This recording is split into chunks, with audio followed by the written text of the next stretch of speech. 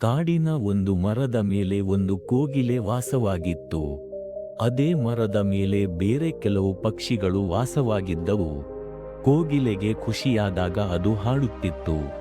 ಇದರಿಂದ ಬೇರೆ ಪಕ್ಷಿಗಳಿಗೆ ಕಿರಿಕಿರಿಯಾಗುತ್ತಿತ್ತು. ಒಂದು ದಿನ ಎಲ್ಲ ಪಕ್ಷಿಗಳು ಸೇರಿ ಅದನ್ನು ಅಲ್ಲಿಂದ ಓಡಿಸಿದವು.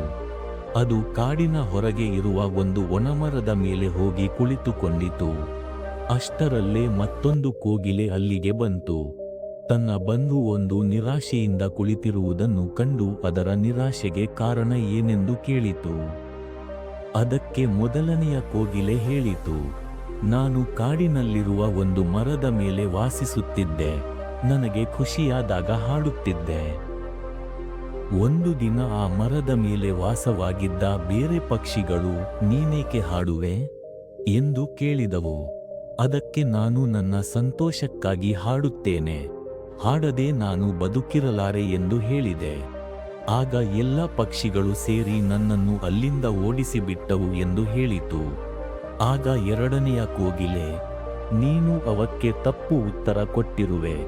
ಅದಕ್ಕೆ ಹಾಗಾಗಿದೆ. ನಿನ್ನ ಉತ್ತರದಿಂದ ಅವು ನೀನೊಬ್ಬ ಸ್ವಾರ್ಥಿ, ನಿನ್ನ ಮೇಲೆ ನಿನಗೆ ನಿಯಂತ್ರಣವಿಲ್ಲ ಎಂದು ತಿಳಿದುಬಿಟ್ಟಿವೆ. ನನಗೂ ಆ ಪಕ್ಷಿಗಳು ಅದೇ ಪ್ರಶ್ನೆಯನ್ನು ಕೇಳಿದ್ದವು. ಅದಕ್ಕೆ ನಾನು ನಿಮ್ಮನ್ನು ಖುಷಿಪಡಿಸುವುದಕ್ಕಾಗಿ ನಾನು ಹಾಡುತ್ತೇನೆ ಎಂದು ಹೇಳಿದ್ದೆ. ಆದ್ದರಿಂದ ನಾನು ಈಗಲೂ ಅವುಗಳ ಜತೆಯಲ್ಲಿಯೇ ವಾಸಿಸುತ್ತಿದ್ದೇನೆ ಎಂದು ಹೇಳಿತು. ಅನೇಕ ಬಾರಿ ಈ ರೀತಿಯ ಅನುಭವಗಳು ನಮ್ಮ ಜೀವನದಲ್ಲೂ ಆಗಿರುತ್ತವೆ. ಅದಕ್ಕೆ ನಾವೆಲ್ಲರೂ ಮಾತನಾಡುವ ಕಲೆಯನ್ನು ರೂಢಿಸಿಕೊಳ್ಳಬೇಕು. ಹೇಳುವ ವಿಚಾರವನ್ನು ನಮಗಷ್ಟೇ ಅಲ್ಲ, ನಮ್ಮ ಎದುರಿಗಿರುವವರಿಗೂ ಕೂಡ ಒಪ್ಪಿಗೆಯಾಗುವಂತೆ ಆಡಿದಾಗ ಮಾತಿಗೊಂದು ಸಾರ್ಥಕತೆ ದೊರೆಯುತ್ತದೆ.